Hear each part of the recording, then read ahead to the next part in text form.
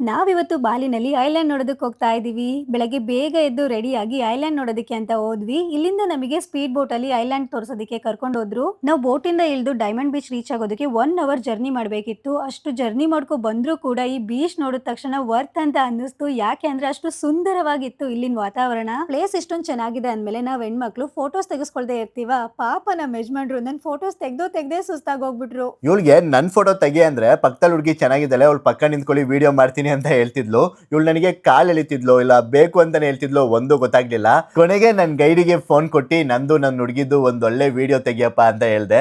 ಚೆನ್ನಾಗೇ ತೆಕ್ಕೊಟ್ರು. ನೀವು ಅಷ್ಟೇ ನಿಮ್ ಹುಡುಗಿ ಬಿಟ್ಟು ಬೇರೆ ಹುಡುಗಿನ ನೋಡೋದಕ್ಕೆ ಹೋಗ್ಬೇಡಿ. ಇವತ್ ನಾವು ಹೋಗಿದ್ 3 ಬೀಚ್ ಅಂತೂ ತುಂಬಾನೇ ಚೆನ್ನಾಗಿತ್ತು. ನೀವೇನಾದ್ರೂ ಕಪಲ್ ಆಗಿದ್ರೆ, ಇವಾಗ ತಾನೇ ಮದ್ವೆ ಆಗಿದ್ರೆ, ಇಲ್ಲ ಮದ್ವೆ ಆಗಿ ತುಂಬಾ ವರ್ಷ ಆಗಿದ್ರು ಕೂಡ ಬಾಲಿ ನಿಮ್ಗೆ ತುಂಬಾನೇ ಇಷ್ಟ ಆಗುತ್ತೆ. ಅಷ್ಟು ಚೆನ್ನಾಗಿರುತ್ತೆ ಪ್ಲೇಸಸ್ಗಳು. ನಾನ್ ನಿಮ್ಮೆಲ್ರಿಗೂ ಹೇಳೋದಿಷ್ಟೇ, ನೀವು ಪ್ರೀತಿಸೋರಿಗೆ ಆಸೆ ಕನಸು ಅನ್ನೋದು ಇದ್ದೇ ಇರತ್ತೆ. ಆದಷ್ಟು ಅವ್ರ ಆಸೆ ಕನಸು ಏನು ಅಂತ ತಿಳ್ಕೊಂಡು ಅದನ್ನ ನೆರವೇರಿಸೋ ಪ್ರಯತ್ನ ಪಡಿ. ದಾರಿ ಚೆನ್ನಾಗಿದ್ರೆ ಪ್ರಯಾಣ ಕೂಡ ಸುಂದರವಾಗಿರತ್ತೆ. ಅರ್ಥ ಮಾಡ್ಕೊಳ್ಳೋರು ನಮ್ ಜೊತೆಲಿದ್ರೆ ನಮ್ ಜೀವನ ಕೂಡ ಅಷ್ಟೇ ಸುಂದರವಾಗಿ ಸಾಗತ್ತೆ.